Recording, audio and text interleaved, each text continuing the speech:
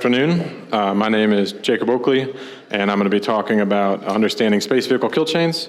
A little background on me. I have about 17 years experience in offensive security, and for about the past 5, I've been working in the space industry. And so this talk is really important to me because as a cybersecurity person entering the space industry, there was a lot of challenges I didn't understand, and I think it's a really good thing to prime the cybersecurity community with the challenges that are upcoming as we try to secure space. So real quick overview, what we're going to talk about: space operations, targeting those things, space vehicles. When I say space vehicles, I mean stuff like satellites, space station, that sort of thing. The vectors to get those, what we're actually exploiting on those systems, contextualizing those attacks on a couple of different frameworks really quickly, and then stepping through some examples of compromise. And lastly, getting into the fundamental issues where the space and cyber domain overlap. So obligatory meme and alien guy for space. So I'm sure some of you, like me, when I heard space systems when I first got into this, you think, well, there's something up in there and there's a dish on the ground and we talk to it. And I was actually, the more familiar I got with these systems, I found out that, you know what, there's actually a lot of computing devices within these systems, and all of those are attack surface and challenging attack surface for us to, whether it's red teaming and compromise or blue teaming try to protect. And I apologize for the graphics not having everything. We're doing this through Google Slides because PowerPoint wasn't working. So. It's all right. I'll just keep going. So not only do space vehicles have a lot of computers, they actually have two kind of separate logical / semi-physical separated boundaries.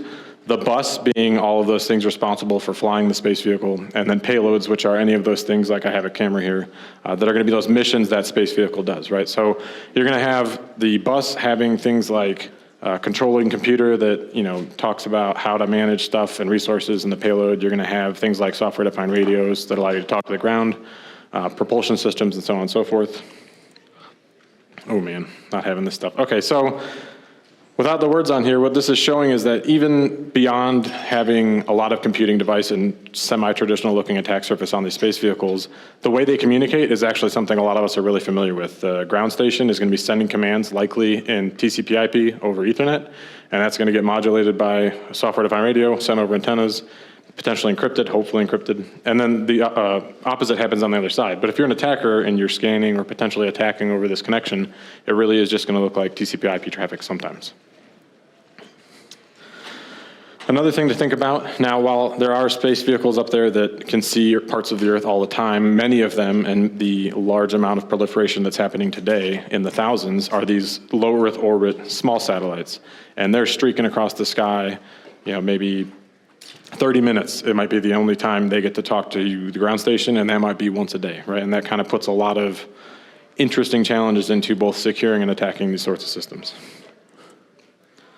So when I say that ground station, that dish thing, what does that actually do? So it is responsible for antenna movement so that it can find the satellite, close the link, and talk to that thing in space. It's responsible for doing that handshake of communications, that encryption if it's there. And once those things happen, the ground station is where you're going to do stuff like task your satellite. You're going to tell it to change its orbit or change its position, its direction. You might send stuff up to the satellite to go to the payload to, you know, take a picture of this here or do this or that. Conversely, all the things coming down from the satellite when they get to the ground station, that's where dissemination happens. So it's going to come down, it's going to come off of the ground station responsible for tasking that satellite and then get proliferated out to customers and the like. And something like imagery, right, you're going to have to get it from the ground station to the people who are paying for that imagery. Space vehicle functions are a little different, right? That you got the bus, which we kind of talked about, and that's going to be responsible for power. That's power generation through things like solar panels, power storage with stuff like batteries, and moderating the use of power across the payload and the other digital assets on board. PNT, or position, navigation, and timing. Here it's GPS, other places it's called other things. Also, you have stuff like a star tracker, which is basically looking for a constellation in the sky to try to help the space vehicle orient itself with which way it's facing and where it might be, as well as flight. And flight can be via propulsion, or it can be via things like reaction wheels and torque rods, which use physics to slowly adjust the position or orbit of the satellite. And then communications. The bus is responsible for, just like the ground station, doing that communication handshake and talking. You then have the payload, which is going to do its own tasking related to the mission it's performing, and then it's going to take whatever data is potentially generated by that mission, store it, and then offload it via the bus to the ground, potentially even via its own antennas. So space is really hard, as I've come to learn, and there's a lot of environmental challenges that are posed by these computing assets that are up there orbiting without environment around them. So you have radiation from the sun when there's not atmosphere around to shield these things. That can come in the form of single events, like a solar flare, or it could be an accumulation. Okay, it's gonna be up there for 3 years, it's not gonna have the atmosphere, and eventually that radiation will degrade the ability of the computer to function. You also have temperature extremes. We all know computers don't like to be hot. These things can get really hot. They can also get really cold. There's a vacuum of space, which things like soldering on the ground, which a lot of us are getting familiar with this week, might not work the same in space because the vacuum of space can cause issues with those connectors. You have other space objects, the debris, right? Old satellites, things from launching these things into space that's all just floating around out there before it burns up in the atmosphere, if it even can. And then gravity itself. These things have to stay orbiting the Earth and not fall into the atmosphere and burn up. But there's also a lot of operational challenges to these things in space. So all those environmental challenges we just talked about, you also have to test your computers and your space vehicle before they go up there. So you have to, if you're worried about temperature extremes, you have to bake it in an oven or cool it down. If you're worried about the vacuum, you put it in a vacuum chamber, right? So on and so forth. So there's a lot of testing that goes on before they launch these multi-million-dollar things into space. There's also the launch itself. It's expensive to get on a launch to get put into space. The schedules are very constrained. If you miss your scheduled date, you might pay for it 2 years out. Something happens with your project.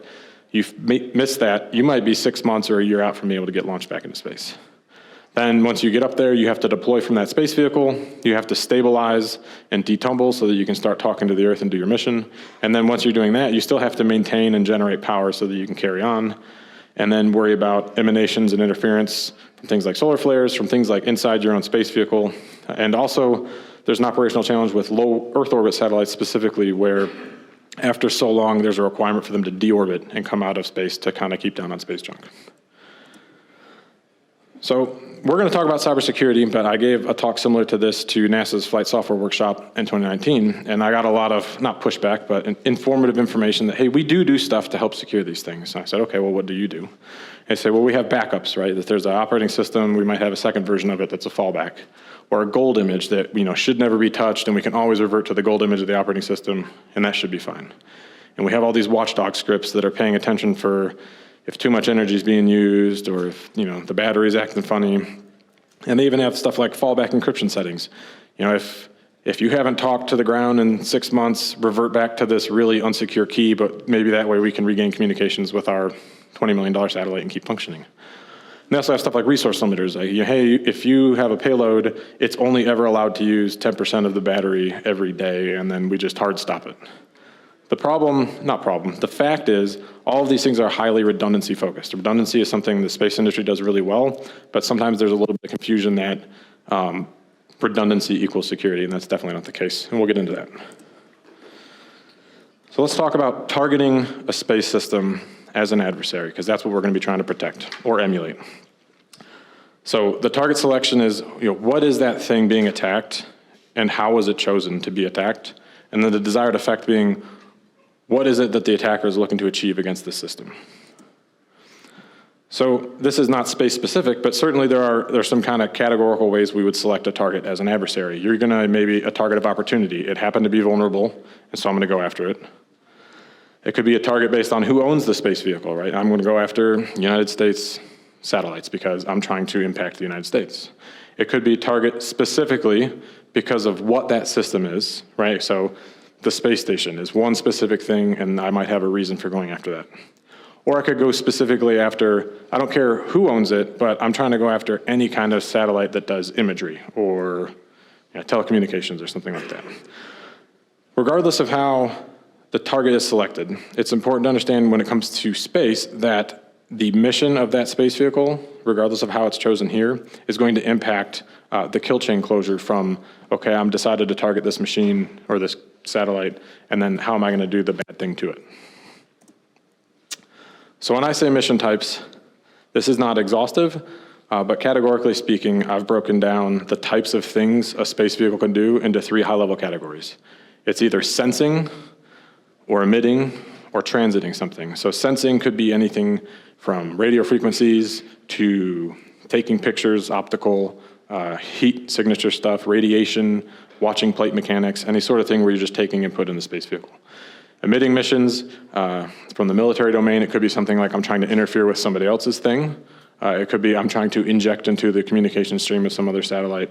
I could be emitting navigation signals like a GPS satellite, or emitting something like a laser. And then you have transit. And transit can be, I'm transiting cargo, I'm transiting passengers, like the space shuttle, I'm transiting communications, like the bent pipe that you have in SATCOM, or I'm transiting a warhead or a weapon, something like that. So if those are the mission types, what would the motivation be of going after those things? So again, this is not space specific, but we're going to tie it into those space missions. I may want to do collection. I may want to see what you're collecting. I may want to see where you're turning your satellite where. I may want to redirect from your satellite. I'm going to compromise your satellite, and we'll get into some examples of this later, and I'm going to pivot into some other network. I may be trying to subvert your mission. If I know you're taking pictures of stuff I don't want you to take pictures of, maybe I'm going to try to mess with that payload on that satellite so you can't do that. Maybe I want to ransom it. I mean, that would be a pretty high-profile ransomware case, right? If somebody came out and said, oh, I have so-and-so satellites now being ransomed, and what are all the dangers that go along with that? Or I might just want to disable it so that it doesn't function anymore and ceases to operate. So I'm going to break the vectors for how we get after those motivations into two separate categories, and that's going to be pre-operational and operational. So in pre-operational vectors, think design. What are the companies hired to design the space vehicle, and what are all the responsibilities they have to those systems? Can I compromise the companies doing that to impact that end state mission of whoever's operating it? For instance, the DoD may hire two companies to design them a satellite. If you're trying to impact the DoD, you can go after these other companies to affect that end state. Same with development. If certain people are going to be doing developmental pieces, antenna development, maybe a lot of the attack surface for the design and development is really robust, but maybe the people building the antennas for this thing is a two-man shop in somewhere in the United States. Well, that's a really easy thing to target that maybe allows you to get after the space vehicle in the end. We talked about that testing. There's companies and universities that do this testing for these space vehicles, whether it's shaking it on a table to simulate the effects of being launched into space, or heating it up in an oven. Well, if I can compromise those things and I can say, hey, turn it up to 500 degrees instead of 200 degrees, and I break your satellite, because I do these tests often on some of, like if I have 10 satellites, I'm probably going to test several of them. And if you impact several of them, you may make the program unsuccessful. Same with transportation. You have to move these things, these very expensive things, to the test sites to get tested. You have to move them to the launch site. You have to store them in between.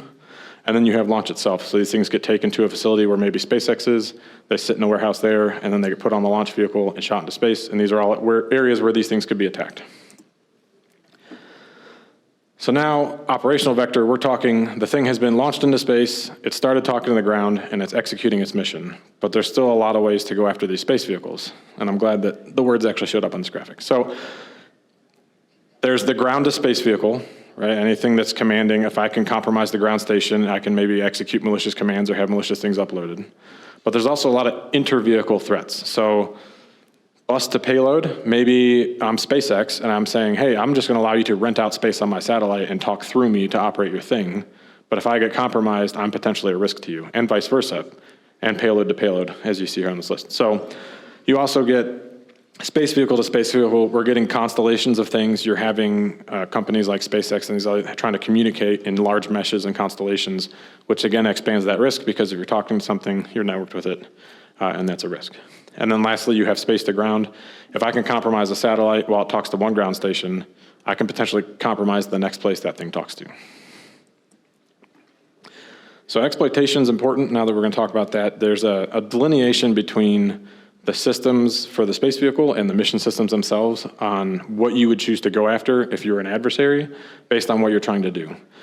If I'm trying to impact just the mission of a payload, I don't necessarily need to compromise something in the flight system of the satellite. Certainly that would, but I might not choose to go after that.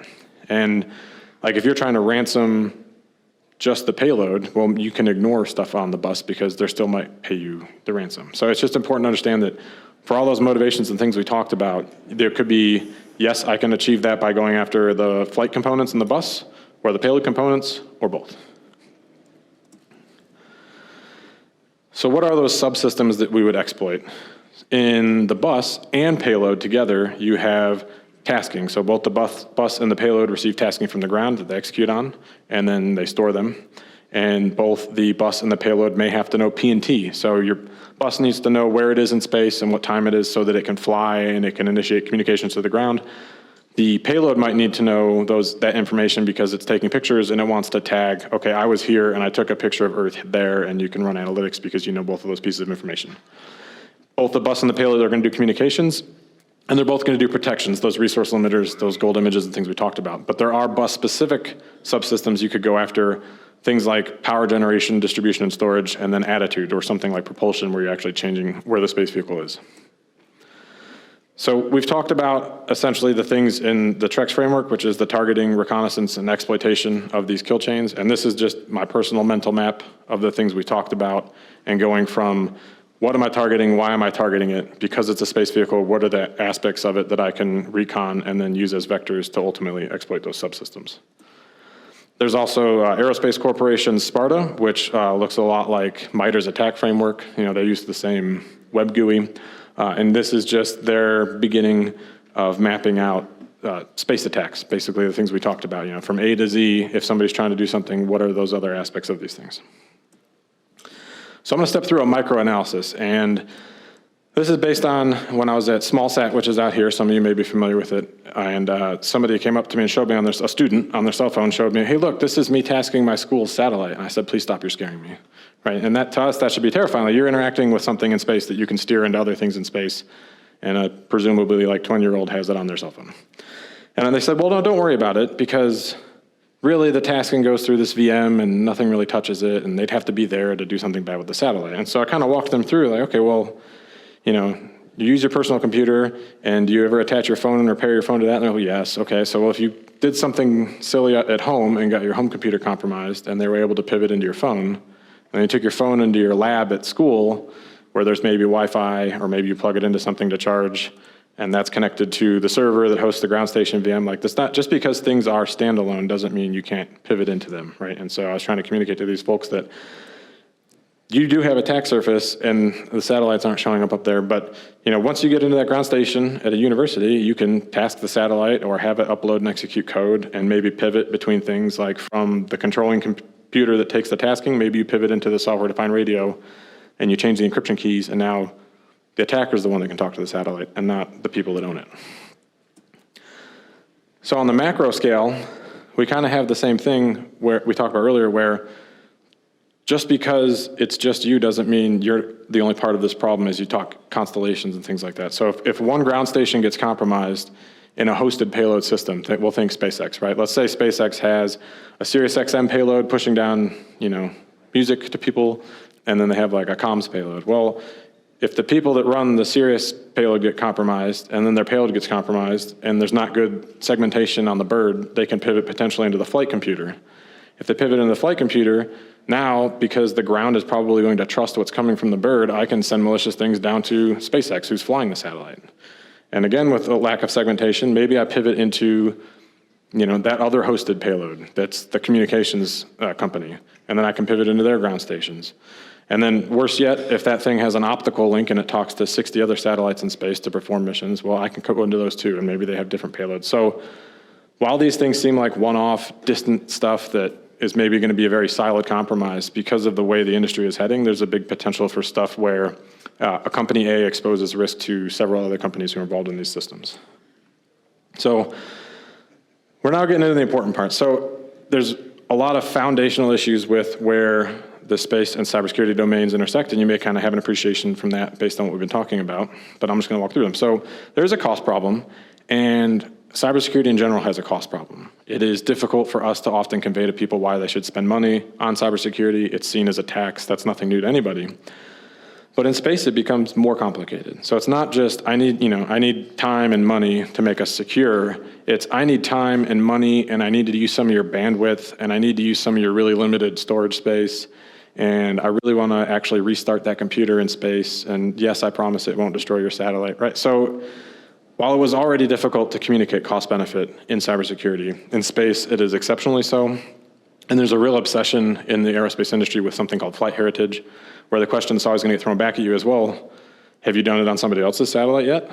No. Well, I'm not going to be your guinea pig. So you run into that, and then as these things become mesh, and you have large constellations doing a lot of things, it's going to be even more difficult to intelligently communicate cost, because now it's kind of hard for me as a non-space person to be like, well, yeah, I need, it's a 2 gig file we have to move around, but no, I don't really understand how it would move across your constellation because you don't actually understand that either, and I digress. Supply chain problems. Supply chain in the space industry is ridiculous. If you went and dropped a bomb on the Xilinx factory, you would probably disable every space program in the United States for a decade, because they all order the same kind of FPGAs and chips and microprocessors, and they all have 18-month lead times, because it's not just the processor. They're rad hardened and they're tested to be in space. So a $500 normal processor is probably a $50,000 space hardened processor. And these things have huge lead times. And so from a targetability perspective on supply chain, it's dangerous, but also just, if I just rerouted the delivery of your package and it got lost and you had to reorder something, I'm able to potentially kill your program, because now your 3 $50 million satellites aren't going to have the processing board they need for another 18 months. Excuse me. There's also that threat of launch time windows we talked about. So if you can do something to impact the supply chain, or just the supply chain passively impacts you without malicious intent, it may push you past your launch window, and then maybe your space program fails entirely, because maybe you had a specific reason to get on a specific launch to be in an orbit, right? And so all these things compile to make this a really big issue. And this is something we talked about a little bit too. There's a big third-party attack surface problem, because while, if the DoD owns a satellite and a bunch of people want to impact that satellite, the attack surface ranges from universities with, vibration and vacuum testing, to small companies doing other types of testing, to antenna development, to all these other things that transport storage, that end customer who's going to run that mission with that satellite, they don't actually get to control the risk of any of those organizations, but there's a lot of potential for those to impact the space vehicle down the road. There's a cyber warfare problem. So cyber warfare is poorly suited for tactical implementations. And so if I'm told I'm going to go fly a plane to go rescue somebody, and there's like a missile system there waiting to shoot me down, and somebody's like, don't worry, we cybered that. I'm going to fly up to it, and it looks like a perfectly intact missile system that I really hope they didn't reboot before I got there. And it's still functioning. So in that sort of a situation, you'd rather just blow that thing up, because I can fly up, oh, it's a crater, I'm safe to fly through. Space is actually one of the only places where killing something silently without blowing it up is actually the preferred method, because India, for example, has tried to prove out that they can shoot satellites down with missiles, and they created an orbital shrapnel cloud that's polluted an orbital plane for low Earth orbit satellites, and will have done so for potentially hundreds of years. And so if somebody was going to go target these systems, the actual preferred way to take them out would be to just make them silently drift in space, because you don't want to pollute your own small satellites that are also up there, right? There's a test and evaluation problem. So some of you may be familiar with RMF and IBMV, but those are not exercising the cybersecurity apparatus. Those are just a compliance check on it. And all those other tests we talked about for the operational constraints of a space system, oh, there's a vacuum in space. Okay, well, I'm gonna put it in a vacuum chamber. Did it work? Awesome. With cybersecurity, we actually don't exercise it. We just say, well, yeah, you have the right operating system and you chose the right parts, so it's okay. And the analogy I like to use is they have torque bolts, right? They bolt these things together, and they actually have a measurement for make this bolt, 10 pounds of torque this far and stop. But they still shake it on a table. And cybersecurity is we're just doing torque bolt measurements and tightening these things and hoping that it survives the shake of launch. There's an adaptation problem. So compounding what we just talked about, all non-cyber challenges are essentially a solved problem. The sun isn't going to make more radiation because we figured out how to shield against it. Space isn't going to get hotter or colder just because we made technology that can survive it. But the cyber threat does. It's going to pace or exceed what we're doing from a defensive posture. And oh, by the way, that's the only thing we're not actually exercising when we validate if it's going to work or not. And there's a huge defense in depth problem. So we talked about, if a bus is compromised from one ground station, it could go compromise another. That's because once you get to that computer on the ground where you task the satellite from, there is implicit trust between that and the things in space and vice versa. There's no reason, why would the satellite send something malicious to me? That's preposterous. This is an education thing, and I hope this will be changing quicker than most, but it's definitely, architecturally speaking, a real issue with space systems. And there's a modernization problem. So not really a problem. Space systems used to be really bespoke. They had not a ton of digital assets, and if you were going to go attack them, you had to know a lot about aerospace to be effective in what you were probably going to do that thing.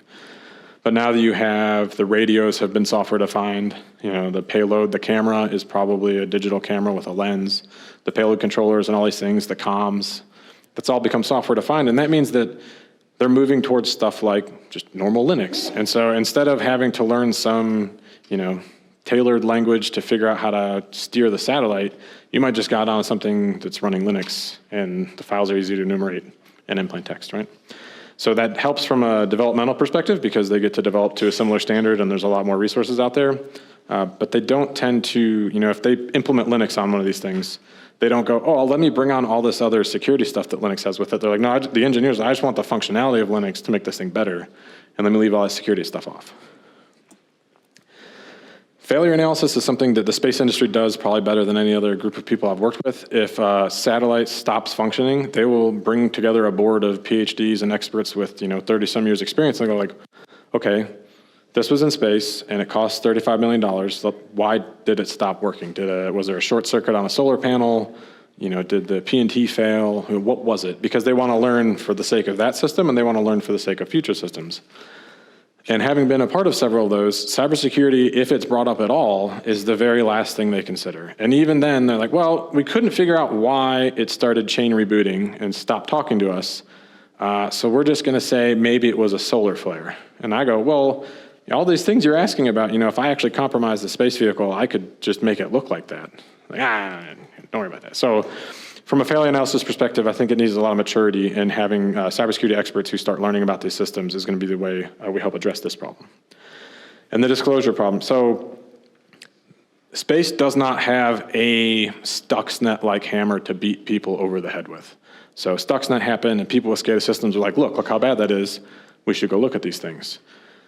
Because almost everything in space is either sponsored by, operated and owned by, or involved with government or military activities, it's not in their interest, and there's no regulation like there is with stuff on the ground to disclose when a breach happens. And so you're very unlikely to hear about that. But that means that it's really hard for us, going back to that cost-benefit thing, it's really hard for us to communicate to these owners of these systems, hey, no, it is worth the money to spend on this thing. Well, it's never happened before. I'm just going to accept the risk. I don't think it's going to be me first, right?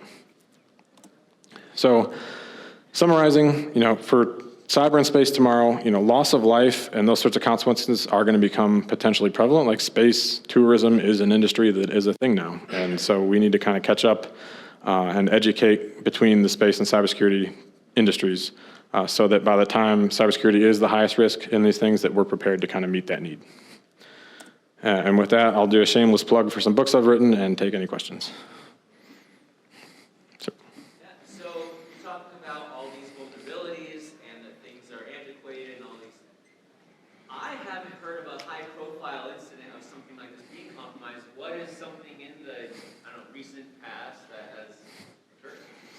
So, right, it's in nobody's interest. Like if I'm the US government and I find out that China compromised one of my satellites, like I'm not telling anybody about that, right?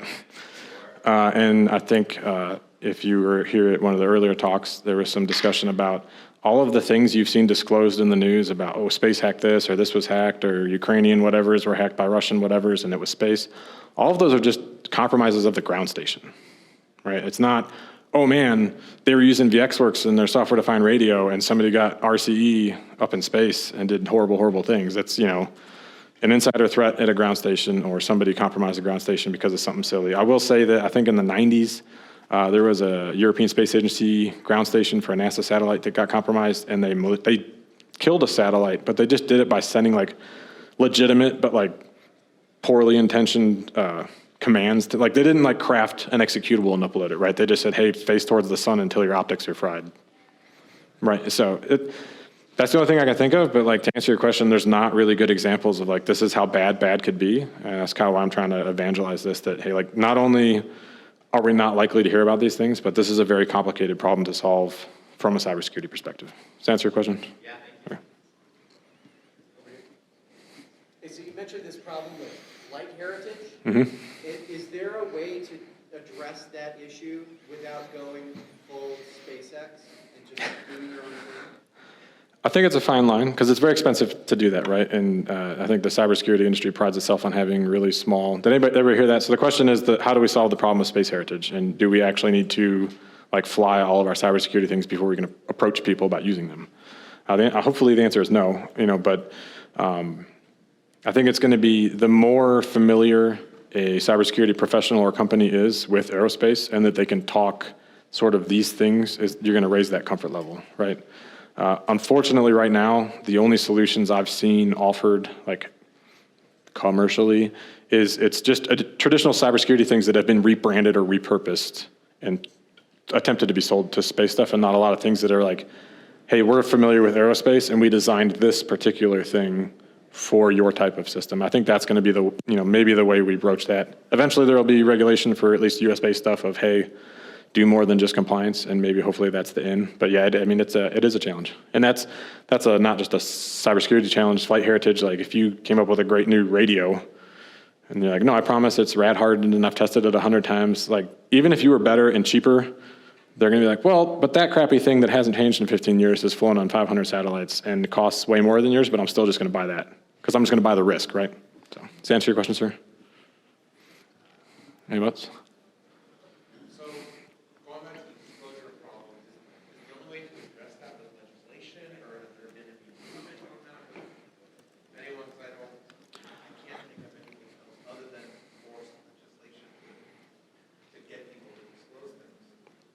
Right, but so I agree with you, but I think that even if they came out with legislation that affected somebody like SpaceX, okay, a lot of SpaceX birds are owned by the government. So they're going to say, well, those ones we're not going to talk about.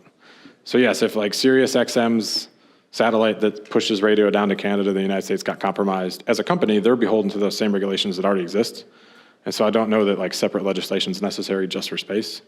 I think it's more about trying to be able to walk the dog on like how scary these things could become, and getting cybersecurity professionals more involved in the space industry to the point where, you build a space vehicle and it's like, well, you got a mechanical engineer and an RF engineer that does comms and, a propulsion guy, an aerospace person.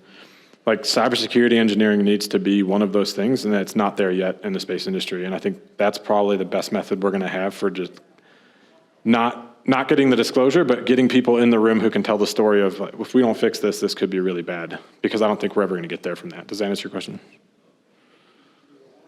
How many ground stations does, like, let's say NASA have? Are there thousands, are there hundreds, are there? I can't speak to exactly how many NASA has. I wouldn't think it's even hundreds. What, like your company, the company that you would work for, or something like that, like a rough estimate? I will tell you there's probably like, it depends. So it's less than 100 for a lot of different things. But when you talk about something like SpaceX, well, they kind of sell like you could technically talk to the satellite from anything, right? So, yeah, I suppose you're asking maybe for like attack surface kind of considerations. Yeah. So, yes, there's a lot out there, and with NASA, they actually work internationally. So, NASA is going to use European space if they're talking to a low Earth orbit satellite or something, like they're going to use whatever can talk to it if they need to talk to it at a certain time, which can be both good and bad. So I don't know specifics on numbers, sorry. Speak a little to the capabilities of AWS's ground station as a service. Oh yeah, everybody has ground station as a service. I think AWS has caught off on that, and so has Microsoft. I think probably some other people. They're at varying states of maturity, and I think it's a good thing to get to the ground station problem. If I'm, BYU and I have a small sat program for my, BYU doesn't have a bunch of ground stations. They might have one here, but I can go rent time. And really all those it's me being able to log into a computer in the cloud that forwards comms down to whatever ground station network they have an agreement with. So like Microsoft has an agreement, and I just happen to know a little bit more about them. Like they have agreements with companies like KSAT, which are foreign companies that have ground stations all over the world, and it's kind of just like a pay for share service, right? So you'll be talking to the cloud because that's easy, and then they have one directional comms down to an antenna somewhere, and it becomes semi-transparent to you. So it's good, it's an enabler, But as with anything else, once you add in, not space is hard and cybersecurity is hard, and now I'm telling aerospace engineers that you're also going to use the cloud, which you're probably not super familiar with, and maybe you don't know how to do security there. So it makes things more operable. I think it diversifies the risk, but doesn't necessarily lessen it. Does that answer your question? Okay. Anybody else? All right, thank you very much.